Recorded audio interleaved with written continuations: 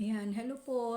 Good morning, good afternoon, good evening po Pilipinas, good evening po dito sa Saudi Arabia. Kahit saan po tayo sulok ng mundo ngayon. Ayan, hello po. Shoutout po sa inyong lahat. At syempre po, ayan, shoutout po muna sa ating ama ng Kalingap, Kuya Bal Santos Matubang, Ate Edna, Kalingap Rab, Miss Jack Matubang. Ayan po, at suportahan natin ang kanilang mga YouTube channel. At syempre po, shoutout Kalingap Strikers, hindi ko na po kayo maisa-isa. Ayan, shoutout po sa inyong lahat. At syempre po, shoutout po sa ating mga sponsor na nagmamahal pa rin po sa Kalingap. Shoutout po. No? Ngayon po ang aking reaction po at ang aking opinion patungkol nga po dito sa panibago pong roles ni Kalingap Rab na pinapatupad. No? At ngayon, magbibigay po tayo ng kunting parang kunting opinion po. No? At siyempre po, mga Kalingap, bago natin simulaan at babasahin po muna natin. Grabe, ang daming umalma pala, no? Na mga viewers, supporters, or sa mga supporters po ng ILT, iilan-ilan ang umalma. Katulad na lang po dito ni Josephine, no? Yan.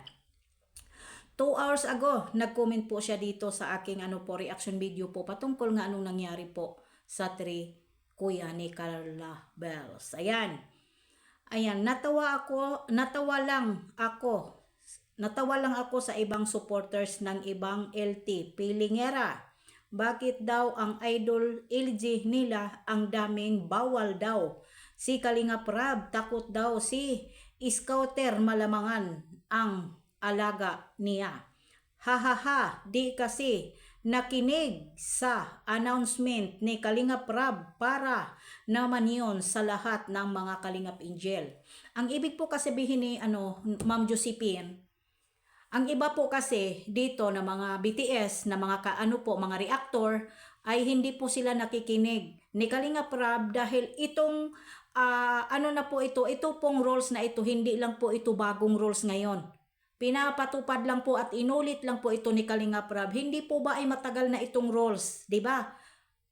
Dahil hindi lang po talaga nirerespeto yung roles po ni Kalingap Rab na pinapatupad dahil kaibigan, kakilala. Di po ba? Para sa akin, masyado pong abusado yung mga BTS or ano pa man po. Patungkol naman po dito sa sa mga sinasabi niya na sa scouter daw. Alam ko naman ang naka-scout po ni Carla Bells ay si Kalingap Rab, hindi ba?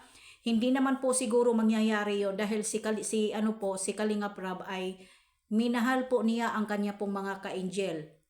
No, hindi po mangyayari yan na takot si Kalingap Rab na malamangan ng kanya pong alaga. Hindi po yon ibig sabihin. Pinapatupad lang po ni Kalingap Rab ang roles dahil hindi po si Kalingap Rab ang nang-aabuso, hindi po si Kalingap Rab ang gamit ang Kalingap Angel. Kung hindi po itong mga nasa paligid niya. Yung nakapaligid po kay Kalingap Rab, yun po ang gumagamit ng mga LT. Na kahit po konting kimbot lang, kulang na lang po ay pag-ihi at pag-CR ay kanila pong ibibideo. Correct me if I'm wrong. Diba? Hindi po si Kalingap Rab ang umaabuso or ginagamit dahil ang LT po ay ibibideo lang naman po ni Kalingap Rab kapag may mga okasyon. May mga okasyon na pupuntahan or bakasyon. Hindi po ba makikita natin? Pero kadalasan po sa paligid po ni Kalingap Rab, hindi po ba ay gamit na gamit ang mga LT? Correct me if I'm wrong, pwede po ninyong i-comment po sa baba. Hindi po nila siniseryoso yung yung roles na ito. Dahil siguro kaibigan po nila si Kalingap Rab. Hindi po nila nirerespeto, inaapakan po nila yung roles ni Kalingap Rab dahil siguro hindi sila sinisita or something. Minsan nga po ang premiere po ni Kalingap Rab, yung iba pa po hindi pa naka-premiere si Kalingap Rab pero yung iba po naka-upload na po sa video. Hindi po ba? I-comment po ninyo sa baba kung ako po ba ay nagkakamali. Correct me if I'm wrong. Tama po ba ako o mali? Dahil kadalasan ko po nakikita po sa mga kakilala po ni Kalingap Rab na nakapaligid po kay Kalingap Rab. Gamit na gamit ang LT. Minsan nga po ginagamit ang LT para pang merienda.